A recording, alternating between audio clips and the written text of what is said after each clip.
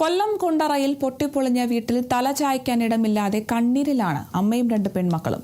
പെരുമ്പുഴശ്ശേരിയിൽ ചെരുവിള പുത്തൻ വീട്ടിൽ റാഹിനയുടെ കുടുംബത്തിനാണ് ഈ ദുർഗതി. വീടെന്ന പേര് മാത്രമാണുള്ളത്. പൊട്ടിപ്പൊളിഞ്ഞ കെട്ടിടവും 2 മുറിയും 1 ബാത്റൂമും മാത്രമുള്ള വീട്ടിലാണ് റാഹിനയും 2 മക്കളും അന്തി ഉറങ്ങുന്നത്.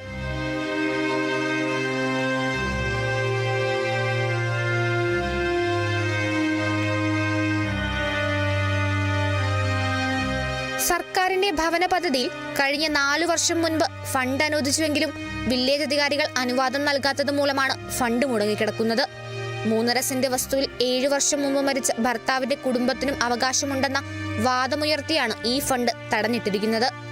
മരിച്ചുപോയ ഭർത്താവിന്റെ മാതാവിൽ നിന്ന് സമ്മതപത്രം വേണമെന്നാവശ്യപ്പെട്ടതനുസരിച്ച് അതും വാങ്ങി നൽകിയെങ്കിലും കുടുംബത്തിലുള്ള എല്ലാവരുടെയും കൂടി സമ്മതപത്രം വേണമെന്നാണ് അധികാരികൾ പറയുന്നത്. എനിക്ക് നീതി വില്ലേജ് ഓഫീസർ തന്നേ പറ്റത്തോളൂ. എന്ന് വെച്ചാൽ എനിക്ക് വേറെ നിവൃത്തിയില്ല. ഒന്നില്ല, ഞാൻ എൻ്റെ മക്കളുമായിട്ട് ആത്മഹത്യ ചെയ്യാനുള്ള വക്കി ഞാൻ നിൽക്കുവാണ്. പക്ഷേ എനിക്ക് നീതി വേണം.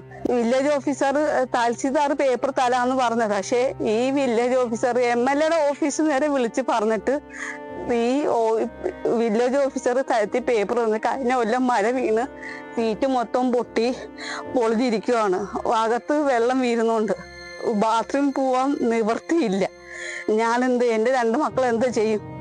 എത്രയും പെട്ടെന്ന് അധികാരികൾ കണ്ണു തുറന്ന് തങ്ങളുടെ പ്രശ്നത്തിന് പരിഹാരം കാണണമെന്നാണ് റാഹിനയുടെയും കുടുംബത്തിന്റെയും ആവശ്യം. കേരള വിഷൻ ന്യൂസ്, കൊല്ലം.